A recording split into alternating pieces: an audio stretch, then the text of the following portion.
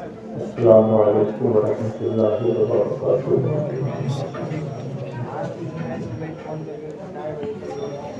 الحمد للہ رب العالمین والصلاة والسلام علی سید الانبیاء والمرسلین وعلی آلہ وصحبہ اجمعین، اما بعد فأعوذ باللہ من الشیطان الرجیم، بسم اللہ الرحمن الرحیم۔ ان الحسنات یذہبن السیئات، سبحان اللہ۔ آمنت باللہ صدق اللہ مولانا العظیم وصدق رسولہ النبی الامین الکریم۔ محبت کے ساتھ درود پاک پیش کریں۔ اللہم صلی علی سیدنا و مولانا محمد معدن الجود والکرم وعلی آلہ وصحبہ وبارک وسلم۔ صلاۃ و سلام علیک یا رسول اللہ دائما ابدا سرمدا۔ صلی اللہ علیہ وسلم۔ عزیزان گرامی، آج کی یہ تقریب عالی جناب وکیل احمد صاحب مرحوم کے سارے ثواب کے لیے منعقد کی گئی ہے۔ آج ان کے انتقال کو 40 دن پورے ہو رہے ہیں۔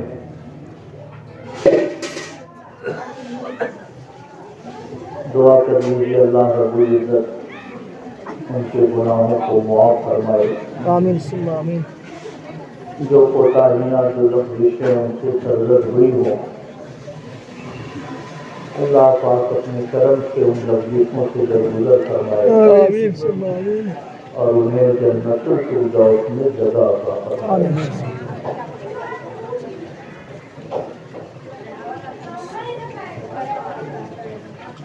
میرے بھائیوں، آج ہم اور آپ ایسے ماحول میں جی رہے ہیں جس ماحول میں گناہ کا کام آسان سے آسان تر ہوتا چلا جا رہا ہے۔ کسی زمانے میں اگر کسی بچے کو سینما دیکھنا ہو تو وہ کئی دنوں تک ارادہ کرتا ہے، میں جاؤں گا مکتب کے پاس، ٹکٹ خریدوں گا، بغل میں ایوب خان صاحب کا مکان ہے، اگر کسی کی نظر پڑ گئی،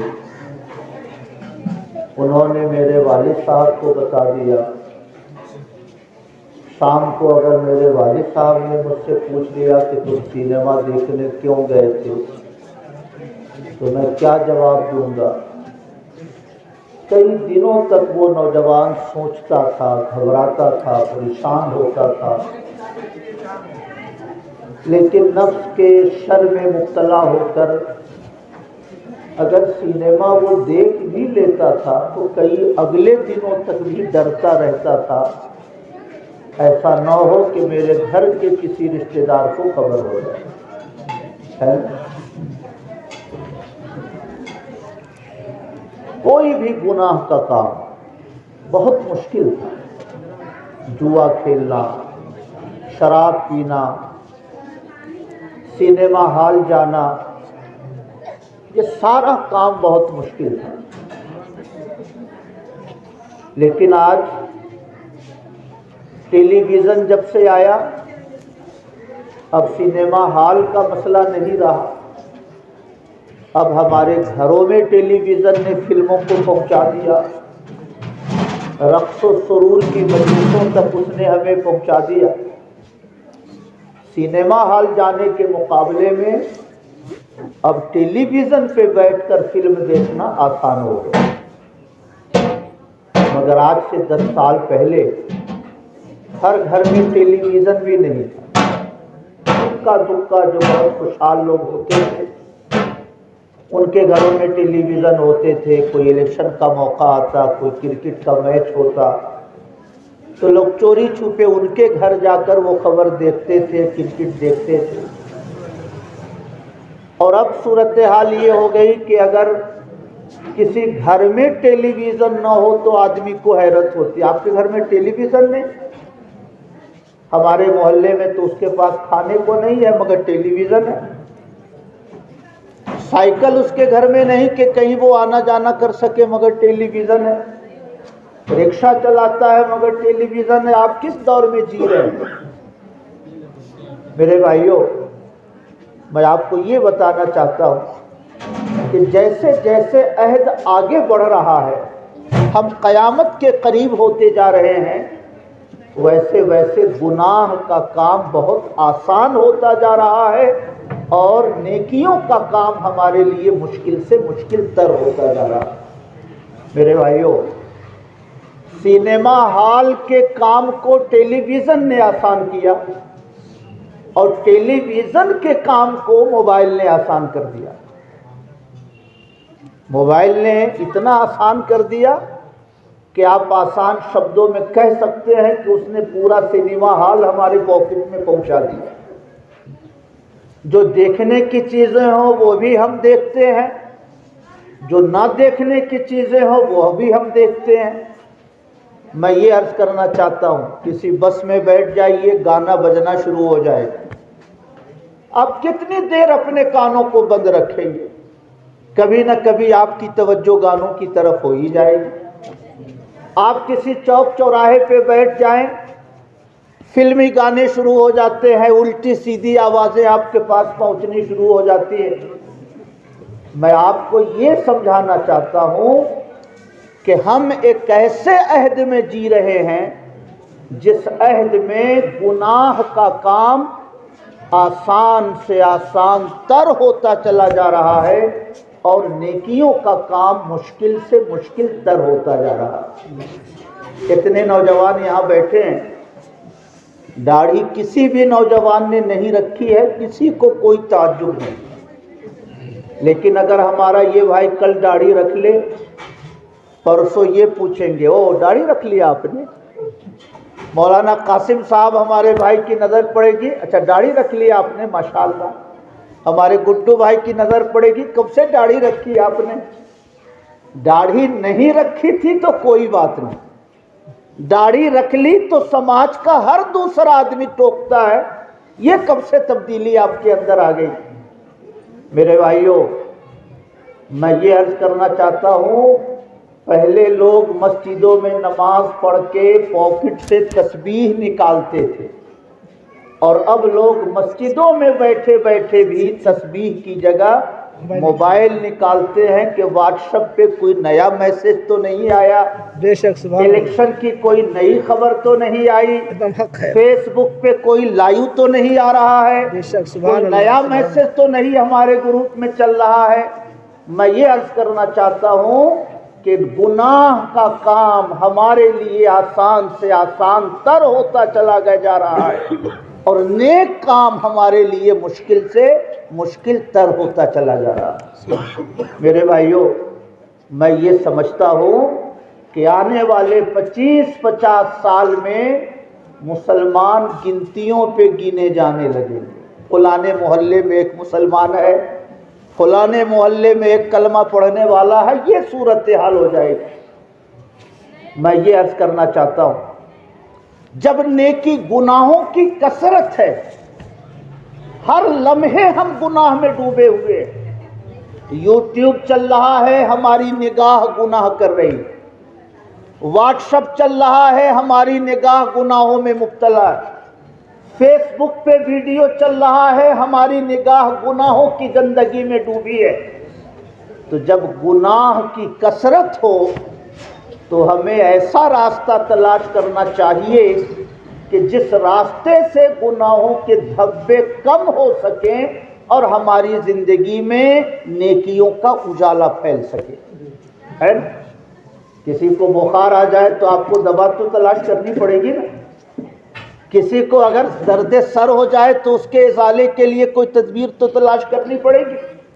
میرے بھائیوں، ہمارا دین، ہمارا مذہب، ہمارے پیغمبر، ہمارا پروردگار اپنے بندوں کے اوپر اتنا مہربان ہے کہ اگر علم کی تھوڑی سی روشنی آپ حاصل کر لیں تو گناہوں کی سخت تاریکیوں میں بھی آپ نیکیوں کا اجالا بہت آسانی سے تلاش کر سکتے ہیں۔ سمجھ رہے ہیں میرے بھائیوں؟ وہ کیسے تلاش کر سکتے ہیں؟ ایک بات یاد رکھیے، دین کا یہ سارا ڈھانچہ نماز کے اوپر کھڑا ہے۔ نماز یہ دین کا کالم ہے، دین کا ستون ہے۔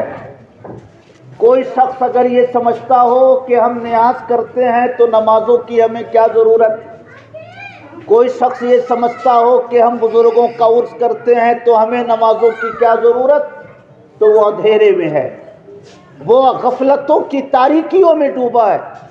اس لیے نماز تو اسلام کا کمپلسری سبجیکٹ ہے جس پہ پورے دین کی عمارت کھڑی ہے۔ اس لیے نماز تو آپ کو بہرحال پڑھنی ہے۔ نماز کے بعد وہ کام جن کاموں میں اگر ہم تھوڑی سی دلچسپی لیں تو بہت آسانی سے نیکیوں کی دولت ہمارے دامن زندگی میں جمع ہو سکتی ہے، میں ان چند کاموں کی طرف آپ کی توجہ مبذول کرانا چاہتا ہوں۔ سمجھ رہے ہیں؟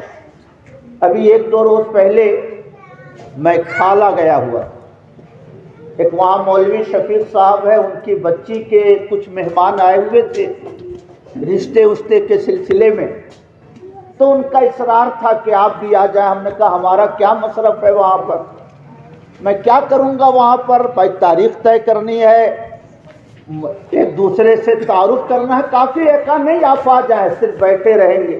خیر میں وہاں شریک ہوا تو ان کے والد بہت نمازی آدمی، حاجی آدمی، نمازی آدمی، تو کبھی انہوں نے کسی تقریر میں سنا ہوگا کہ آپ نے کہیں بیان کیا تھا کہ غیر مسلموں کے عبادت خانے کو دیکھ کر ایک دعا پڑھی جائے تو پوری دنیا میں جتنے غیر مسلم ہیں اتنی نیکیاں اللہ تعالیٰ پڑھنے والے کو عطا فرماتا ہے، تو ذرا وہ دعا ہم کو لکھ دیجیے۔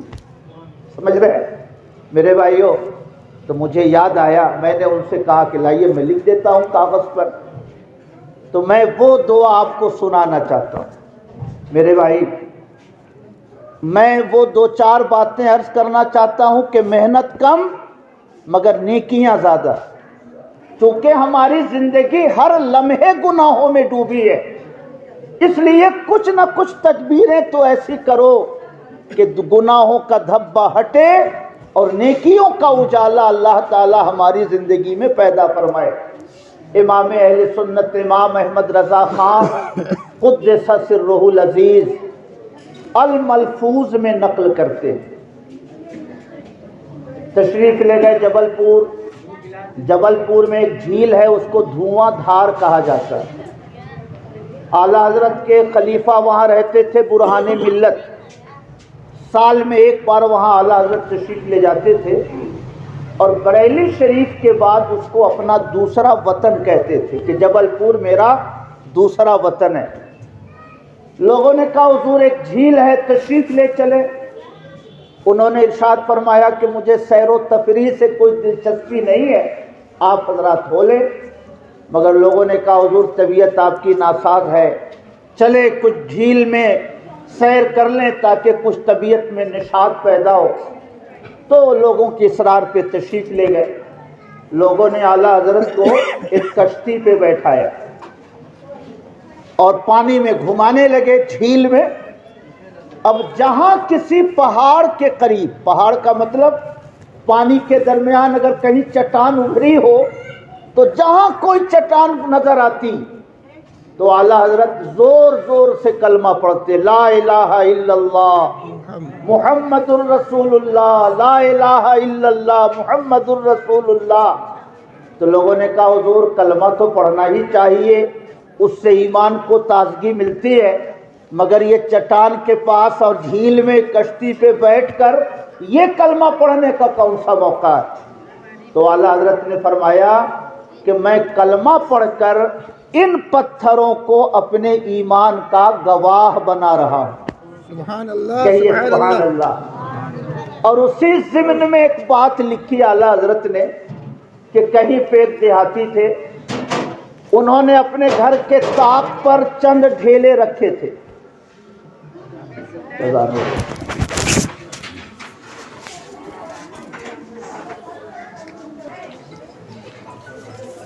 درود شریف پڑھے، اللہم صلی علی سیدنا و مولانا محمد معدن الجود والکرم وعلی آلہ وصحبہ وبارک وسلم۔ تو اعلیٰ حضرت نے فرمایا کہ کہیں پہ ایک دیہاتی آدمی، انہوں نے اپنے گھر کے دروازے پہ چند ایک طاق بنا رکھا تھا چھوٹا سا، اور اس میں انہوں نے چند ڈھیلے رکھے تھے۔ جب فجر کی نماز کے لیے جانے لگتے تو ایک ڈھیلا اٹھاتے، کہتے ہیں ڈھیلا گواہ ہو جا، میں نماز فجر پڑھنے جا رہا ہوں، لا الہ الا اللہ محمد الرسول اللہ، اور ڈھیلا کو طاق پہ رکھ دیتے۔ ظہر کا ٹائم آتا، ڈھیلا ایک اٹھاتے، کہتے ہیں ڈھیلا گواہ ہو جا، میں ظہر کی نماز پڑھنے جا رہا ہوں، لا الہ الا اللہ محمد الرسول اللہ، پھر ڈھیلا کو طاق پہ رکھ دیتے۔ یہی ان کا معمول تھا۔ اس شخص کا انتقال ہوا، نیکیاں کم ہو گئی، گناہ زیادہ ہو گئے، عذاب کے فرشتے اسے عذاب میں ڈالنے کے ارادے سے تشریف لائے، مگر وہی چھوٹا چھوٹا ڈھیلا بڑے بڑے پہاڑوں کی شکل میں تبدیل ہو کر فرشتوں کا راستہ روکنے لگے۔ عذاب کے فرشتے اوپر سے آنا چاہتے، وہ ڈھیلے پہاڑ بن کے اوپر سے راستہ روک لیتے۔ کہا نہیں نہیں، اس کو عذاب میں نہیں ڈال سکتے ہو، میں گواہی دیتا ہوں کہ یہ ایمان والا بندہ تھا، میں گواہی دیتا ہوں کہ اللہ کی وحدانیت کا اقرار کرنے والا بندہ تھا، نہیں نہیں، عذاب میں اس کو نہیں ڈال سکتے ہو۔ دائیں سے بائیں سے کسی بھی جانب سے عذاب کے فرشتے جب عذاب میں ڈالنا چاہتے تو وہی ڈھیلے بڑے پہاڑوں کی شکل میں تبدیل ہو کر فرشتوں کا راستہ روک لیتے۔ غیب سے آواز آئی، فرشتوں جب یہ ڈھیلے میرے اس بندے کے ایمان کی گواہی دے رہے ہیں تو میں بھی اس کی مغفرت کرتا ہوں اور اسے تم جنتیوں کا لباس پہنا دو۔ سبحان اللہ، کہیے سبحان اللہ۔ تو اعلیٰ حضرت نے فرمایا کہ میں چٹان کے سامنے کلمہ پڑھ کے اپنے ایمان کا گواہ ان چٹانوں کو بنا رہا ہوں۔ آدمی ختم ہو جاتا ہے، پیڑ پودے سڑ گل جاتے ہیں، کٹ جاتے ہیں، جلا دیے جاتے ہیں، مگر پہاڑوں کی عمر تو ہزاروں سال طویل ہوتی ہے۔ اس لیے اعلیٰ حضرت نے خصوصی طور سے پہاڑوں کو اور چٹانوں کو کلمہ سنا کر اپنے ایمان کا گواہ بنایا۔ سمجھ رہے ہیں؟ اور اسی ضمن میں اعلیٰ حضرت نے ارشاد فرمایا، وہ جو دھواں دھار ہے نا، وہاں پر کوئی غیر مسلموں کا عبادت خانہ ہے۔ سمجھ رہے ہیں؟ اب کسی زمانے میں کوئی بادشاہ آئے ہوں یا اور کوئی حادثہ ہوا ہو تو کسی کا ہاتھ ٹوٹا، کسی کا پاؤں ٹوٹا، یعنی الگ الگ شکل کے وہ پتھر کے مجسمے۔ تو جب ان پتھروں پہ نظر پڑی اعلیٰ حضرت کی تو وہ پڑھنے لگے، لا الہ الا اللہ وحدہ لا شریک لہ الہا واحدا لا نعبد الا ایاہ۔ یہ کلمہ پڑھا، سمجھ رہے؟ لا الہ الا اللہ، اللہ کے سوا کوئی خدا نہیں، وحدہ وہ اکیلا ہے، لا شریک لہ اس کی عبادت میں کوئی شریک نہیں ہے، الہ واحدا وہ ایک خدا ہے، لا نعبد الا ایاہ اور اس ایک خدا کے سوا ہم کسی خدا کی کوئی عبادت نہیں کرتے ہیں۔ اعلیٰ حضرت نے پتھر کے بنے ہوئے مجسموں کو دیکھ کر یہ کلمہ پڑھا اور وہیں پر ایک روایت نقل کی، ارشاد فرمایا کہ غوث اعظم رضی اللہ تعالی عنہ روایت کرتے ہیں کہ کفر و شرک کی کسی بھی چیز کو دیکھ کر یہ کلمہ پڑھا جائے تو پوری دنیا میں جتنے مشرکین ہیں سب کی تعداد کے برابر اللہ تعالیٰ نیکیاں عطا فرماتا ہے۔ کہیے سبحان اللہ۔ میری بات سمجھ رہے ہیں آپ؟ جیسے ہم کسی پرستش کی جگہ سے گزر رہے ہیں، غیر مسلموں کے لیے جو جائے عبادت ہے وہاں سے گزر رہے ہیں، آپ کے بغل میں بھی ہے، اب ہماری نظر پڑی اس کے اوپر، ہم نے پڑھ لیا لا الہ لا شریک لہ الہ واحد لا نعبد الا ایہ۔ ایک بار ہم نے یہ جملہ کہا اور کتنی نیکیاں ملی؟ کم سے کم 80-90 کروڑ تو ہندوستان میں ہیں، تو 90 کروڑ نیکیاں اللہ رب العزت ایک کلمہ کے پڑھنے پر ہمیں عطا فرمایا کرتا۔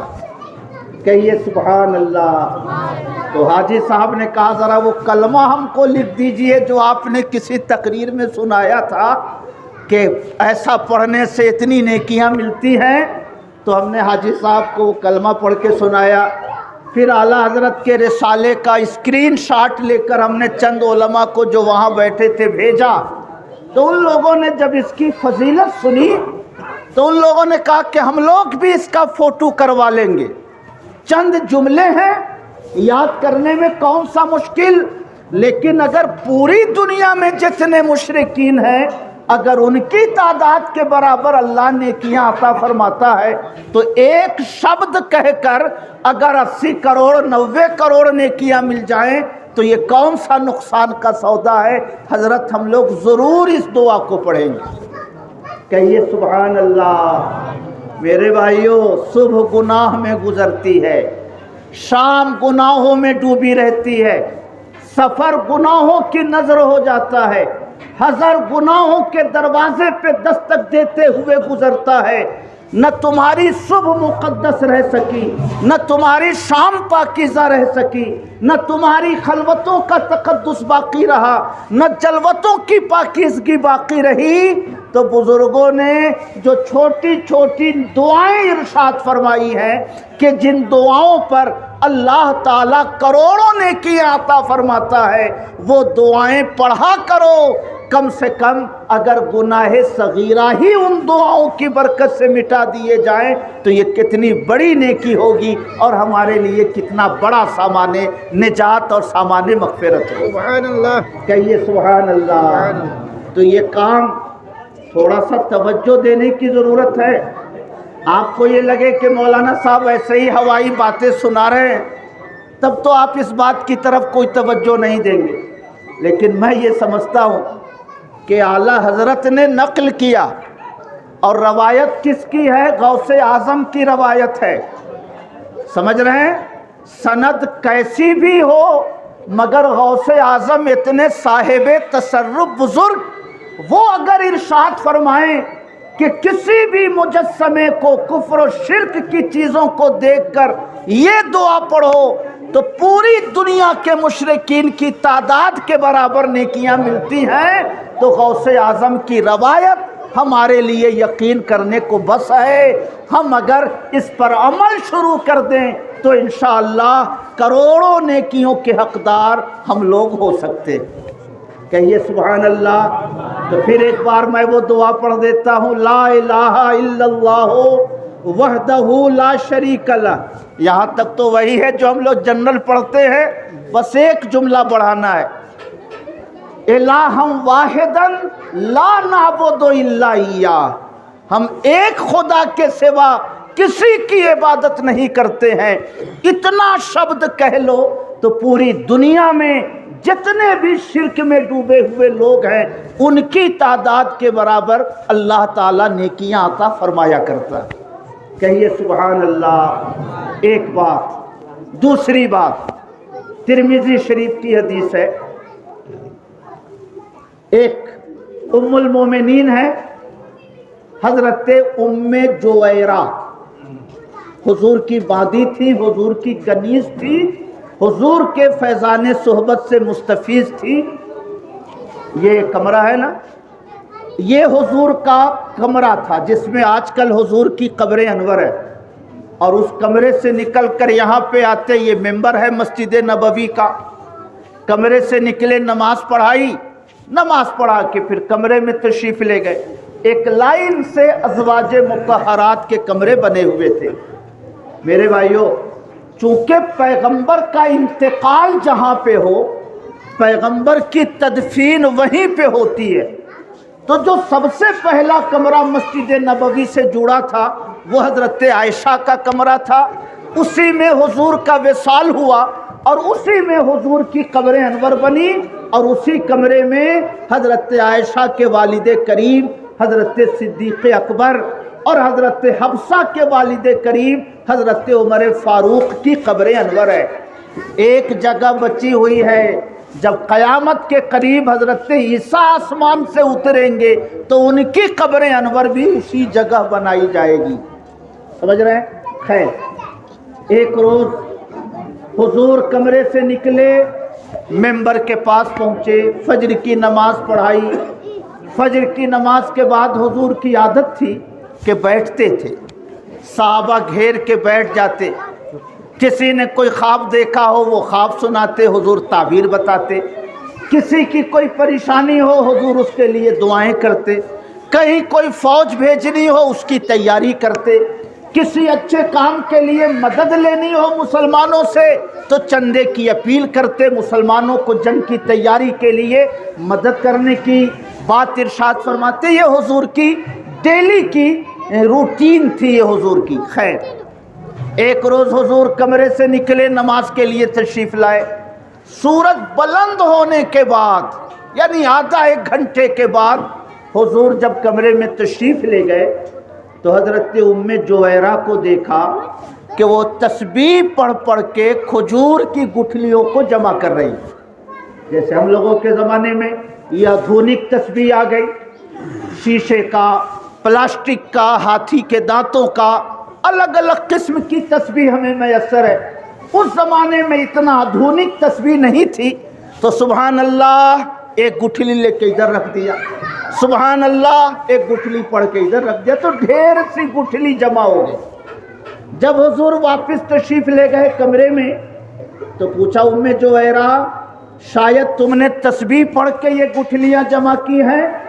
تو انہوں نے عرض کیا ہاں حضور، تسبیح پڑھ کے میں نے یہ گٹھلیاں جمع کی ہیں۔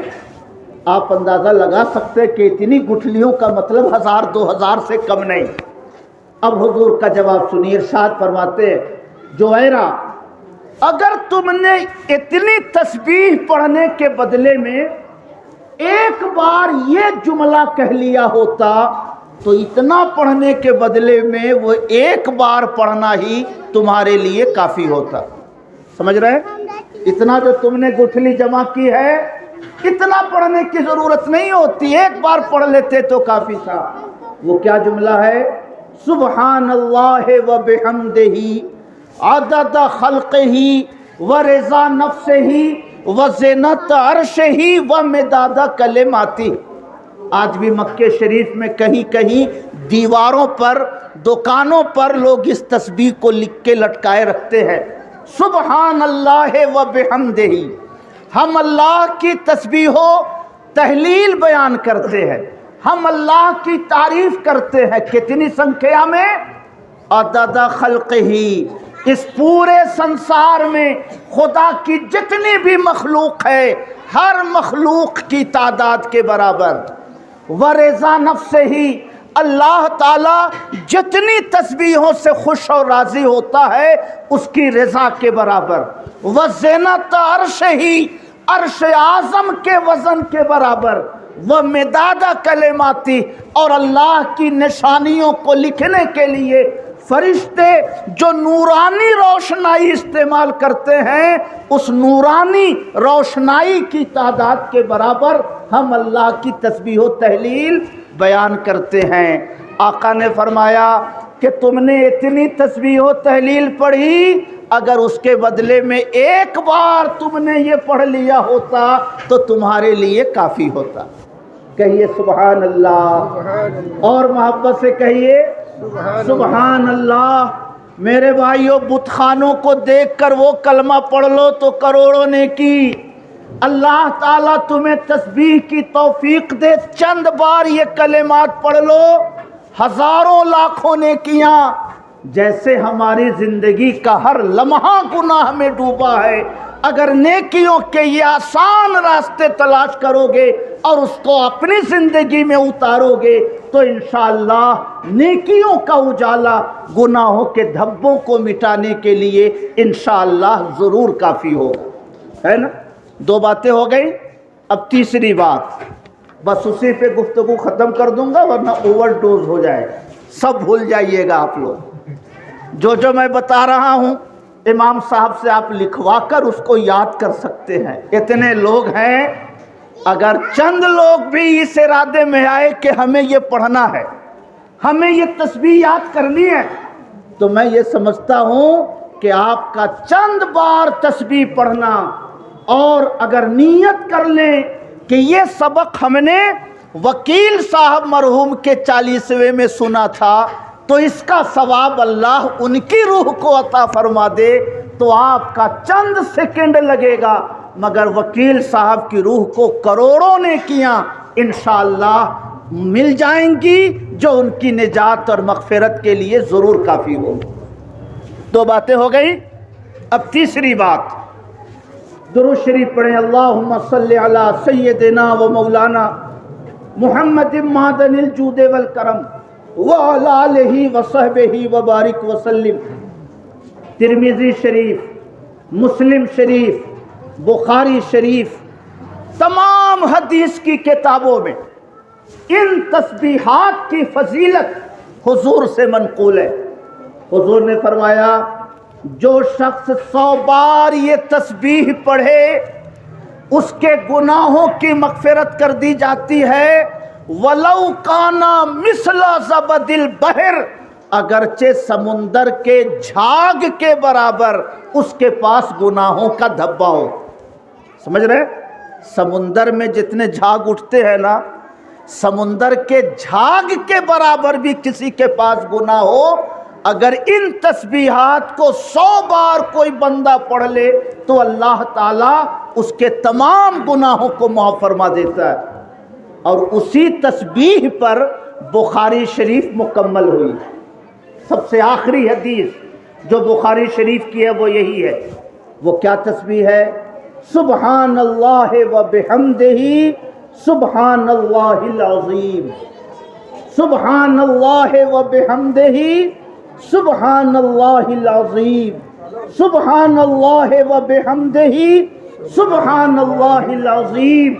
اللہ کے پیغمبر فرماتے ہیں 100 بار جو اسے پڑھے اس کے تمام گناہ معاف کر دیے جاتے ہیں، اگرچہ سمندر کے جھاگ کے برابر اس کے پاس گناہ ہو. کہیے سبحان اللہ. میرے بھائیوں، میں آپ سے عرض کرنا چاہتا ہوں 10 روپے جمع کرو تو مہینے میں 3000 ہوتا ہے نا؟ سال میں 36,000 ہو جاتا ہے. 2 سال میں 72,000 ہو جاتا ہے. 3 سال میں لاکھ سے تجاوز کر جاتا ہے. اگر روزانہ 10 روپے آپ کے لیے لاکھوں کی تعداد کو پہنچ سکتا ہے تو اگر روزانہ ہم لوگ 100 بار یہ تسبیح پڑھ لیں، 100 بار کلمہ طیبہ پڑھ لیں، 100 بار درود شریف پڑھ لیں، کبھی کسی بت کدے کے قریب سے گزریں تو وہ کلمہ طیبہ پڑھ لیں، تو میں یقین سے کہتا ہوں کہ جب قبر کی تاریکیوں میں کوئی پرسان حال نہیں ہوگا، پل صراط کے سفر پہ جب کوئی آپ کا ہمدرد نہیں ہوگا، یہی نیکیاں انشاءاللہ نور بن کر آپ کی قبر کو روشن کریں گی اور آپ کے برزخ کے سفر کو اللہ تعالیٰ اپنے کرم سے آسان فرماتا جائے. کہیے سبحان اللہ. محبت سے کہیے سبحان اللہ. مگر ایک بات یاد رکھیے، نیکیاں اسی وقت ملیں گی ہم کو جبکہ ہمارا ایمان سلامت ہو. اگر ایمان سلامت نہیں تو کھاتا کلوز. ہمارے گڈو بھائی کا کوئی کھاتا بینک والا کلوز کر دے، یہ 1000 آن لائن ٹرانسفر کرتے رہیں مگر 10 پیسہ بھی اس کھاتے میں نہیں جا سکتا ہے. یہ 1000 ٹرائی کر لیں. میں یہ عرض کرنا چاہتا ہوں ہمارے ایمان کا کھاتا اگر چالو ہے تو کوئی بھی نیکی کرو گے حسن نیت کے ساتھ، کلمہ طیبہ پڑھو گے، درود پڑھو گے، وہ نیکیاں مرنے کے بعد بھی تمہارے نام عمل کے اکاؤنٹ میں پہنچتی رہیں گی۔ اور اگر کفر کے کسی کام کی وجہ سے معاذ اللہ، 100 بار معاذ اللہ، اگر اکاؤنٹ بلاک ہو گیا تو 1000 جتن کر لو، مگر کسی بھی اچھے کام کا کوئی فائدہ نہ آپ کو مل سکتا ہے نہ کسی اور کو مل سکتا ہے۔ سمجھ رہے ہیں؟ چہارم کے موقع پہ جو گفتگو میں نے تھوڑی دیر کی تھی، میں نے اس میں کہا تھا کہ ایمان سلامت ہے تو سب کچھ سلامت ہے، ایمان اگر سلامت نہیں تو کچھ بھی سلامت نہیں۔ اس لیے میرے بھائیو، اٹھنا بیٹھنا کیجئے، کھانا پینا کیجئے، ایک دوسرے کے دکھ درد میں شریک رہیے، مانوتا کے ناطے جو مانویہ سمبند ہیں ان سمبندوں کو آپ ادا کریں، مگر جہاں ایمان کا مسئلہ کھڑا ہو آپ دھیرے وہاں سے کھسک جائیں۔ لکم دینکم ولی دین، تمہارے نظریات تمہارے لیے ہے اور ہمارا دین ہمارے لیے ہے۔ ہم اپنے دین کے معاملے میں کوئی سودا نہیں کر سکتے، کیونکہ اگر ہمارا اکاؤنٹ بند ہو گیا تو نہ نماز کا ثواب ہم کو ملے گا، نہ روزے کا ثواب ملے گا، نہ قرآن کی تلاوت کی کوئی برکت ہم کو مل سکتی۔ سمجھ رہے ہیں میرے بھائیوں؟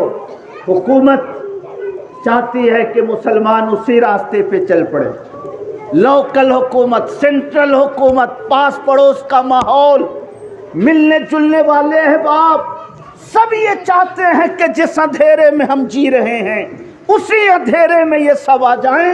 وہاں پر آپ کے ایمان کا امتحان ہے۔ اگر ایمان بچا لے گئے تو سمجھیے سب کچھ بچا لے گئے، اور اگر ایمان نہ بچ سکا تو سمجھیے کچھ بھی نہیں بچ سکا۔ سمجھ رہے ہیں میرے بھائیوں؟ گناہ بہت ہوتا ہے، میں نے اپنی گفتگو کا آغاز اسی سے کیا۔ گناہ دن بدن ہمارے لیے آسان ہوتا جا رہا ہے، نیکیاں ہمارے لیے دن بدن مشکل ہوتی جا رہی ہیں، اس لیے نیکیوں کا کوئی بھی موقع ملے تو اسے حسن نیت کے ساتھ کر گزریے۔ کیا پتا وہی چھوٹی سی نیکی اللہ کی خوشنودی کا سبب بن جائے اور قیامت کے دن وہی نیکی آپ کے لیے جنت کے دروازے کو کھولنے کا ذریعہ بن جائے۔ میں دعا کرتا ہوں اللہ پاک اس مجلس کو قبول فرمائے، اور کپڑے اچھے ہو کہ نہ ہو، مکان ہمارا شاندار ہو کہ نہ ہو، جوتے ہم قیمتی پہنتے ہو کہ نہ پہنتے ہوں، مگر اللہ تعالیٰ جب تک ہم زندہ رہیں تب تک ہمارے ایمان کو سلامت رکھے، اور جانے کا وقت ہو تب بھی بیٹا یاد ہو کہ نہ ہو، بیٹی یاد ہو کہ نہ ہو، بیوی کی محبت ہمارے پیش نظر ہو کہ نہ ہو، مگر وہ مبارک کلمہ جو مبارک کلمہ ہمارے دین و ایمان کا ذریعہ ہے، وہ مبارک کلمہ اللہ پاک ہماری زبانوں پہ جاری رکھے۔ جب دم واپسی ہو یا اللہ، لب پہ ہو لا الہ الا اللہ، جب دم واپسی ہو یا اللہ، لب پہ ہو لا الہ الا اللہ۔ اس کو پڑھتے رہیے، کثرت سے پڑھیے۔ دکان میں بیٹھے ہیں گراہک نہیں، پڑھتے رہیے۔ اسکول میں لڑکے نہیں ہیں خالی کرسی پہ بیٹھے ہیں، پڑھتے رہیے۔ گاڑی چلا رہے ہیں، پڑھتے رہیے۔ آقا فرماتے ہیں لا الہ الا اللہ کثرت سے پڑھو، فَإِنَّهُ يَخْلِقُ كَمَا يَخْلِقُ الثَّوْبَ، کیونکہ جیسے کپڑے پرانے ہوتے ہیں ویسے ہی ایمان کا اجالا بھی دھیرے دھیرے مدھم ہوتا چلا جاتا ہے۔ کلمہ پڑھتے رہو گے تو تمہارے ایمان کا رینیول ہوتا رہے۔ میں دعا کرتا ہوں اللہ پاک اس مختصر سی مجلس کو قبول فرمائے۔ جو باتیں میں نے عرض کی ہیں اللہ رب العزت ہمیں بھی اس پر عمل کرنے کی توفیق دے، آپ سب کو بھی اس پر عمل کرنے کی توفیق دے، اور وکیل احمد صاحب مرحوم کے صاحبزادگان نے، بھتیجوں نے، بھائیوں نے بہت عقیدت اور محبت سے یہ مجلس سجائی ہے۔ اللہ پاک ان کلمات خیر کو قبول فرما کر ان کی نیکیوں میں اضافہ فرمائے اور انہیں جنت الفردوس میں جگہ عطا فرمائے۔ میری زندگی کا مقصد تیرے دی کی سرفرازی، میری زندگی کا مقصد تیرے دی کی سرفرازی، میں اسی لیے مسلمان، میں اسی لیے نمازی، وما علینا الا البلاغ۔ کھڑے ہو کر صلاۃ و سلام پیش کیجیے۔